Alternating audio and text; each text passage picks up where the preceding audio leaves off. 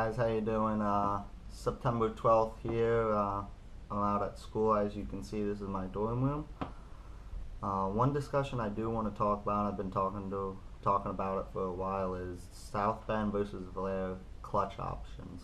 Now, a lot of people have good and bad things to say about both companies. I personally and family members have good things to say about both of them. They have their pros and cons, of course. Both companies sell pretty much identical kits for pretty much the same price. So looking at, for my truck, 98 12 valve NV4500 transmission, to get a South Bend dual disc clutch ceramic 3650 model, complete kit right around $1,200. To get the same kit Valair makes, dual disc organic buttons instead of the ceramic, complete kit $1,100. So pretty much identical kits. There's a couple main things I want to hit on in this video about this. Pretty much South Bend will sell more expensive kits a little bit. More popular, I'd say. In the past, they've definitely been the company everybody wants to have. If you have any intentions to doing any competition sled pulling, South Bend does recommend a multi-disc clutch. You should not be doing it with a single disc. You cannot hold 600 horsepower with a single disc, slip the clutch on a pulling track, and expect it to last more than 2 pulls. South Bend also does recommend any trucks over 450 horsepower or that tow more than 12,000 pounds. They recommend a dual disc application just because of that power level, and they want it to last, unlike if you put a single disc in, you'll wear it down real quick. Below 500 horsepower, you will see single discs are common. 500 horsepower is pushing a single disc pretty far. After 500, pretty much anybody that has a truck that makes 350 horsepower and they have plans to make 600 or 700, they will buy a dual disc right away. Any trucks over 800 horsepower will have triple discs. The next main thing I want to talk about is the organic versus ceramic button clutches. Now, organic are more forgiving, I would say. They're more of a street clutch that they're more forgiving. They're easier to drive on the street. They won't grab as hard. Ceramic will grab hard, real tough. You do not want to be driving a ceramic clutch in traffic. I have a ceramic South Bend 3650 dual disc in my 12 valve, and backing up is just about near impossible unless you put it into 4 low and back up like that. With organic saying that they are more forgiving, it comes out of price with, yes, maybe they won't take as much abuse as a ceramic clutch will, and so on. Now, what I've read and talked to a bunch of people, and they recommend a ceramic clutch being for competition use only because of the non-drivability and daily driving. A ceramic clutch is just awful. So I'm going to talk about my oldest brother here for a little bit.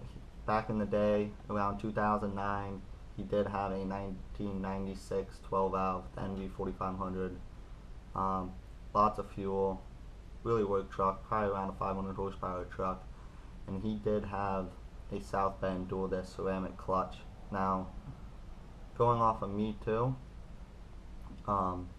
in the NV4500, I think because it is a cast bell housing, the chattering you hear from dual disc chatter is not there, versus his new truck. He has a 2007 6.7 Cummins with a G5600 transmission.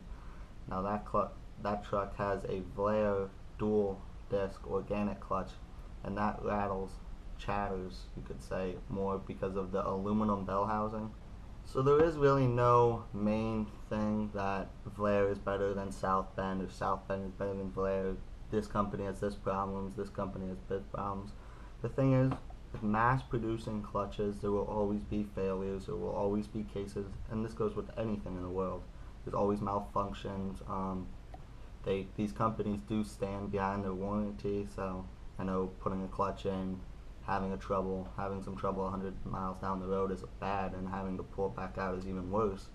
but these companies do stand behind their warranties and they stand behind their products, which is nice. There will always be malfunctions with new stuff and mass-produced things because just stuff goes wrong. You can't expect to go through life without things going wrong. So picking the right clutch for the right application is below 450 horsepower, single disc if you don't expect to exceed that 450 mark. Up to 800 you will need a dual disc.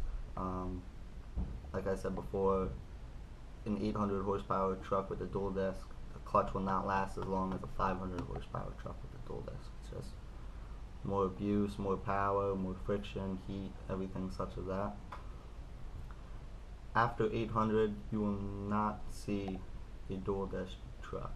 You will most likely always see a triple disc, running triple disc, and if they're running a dual disc, it's not very smart of them because it's only going to last so long.